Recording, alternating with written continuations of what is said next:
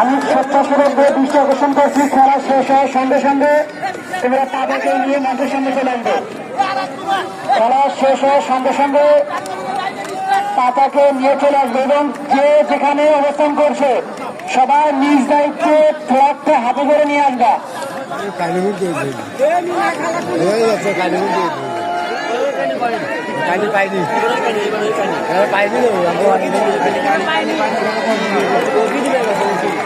video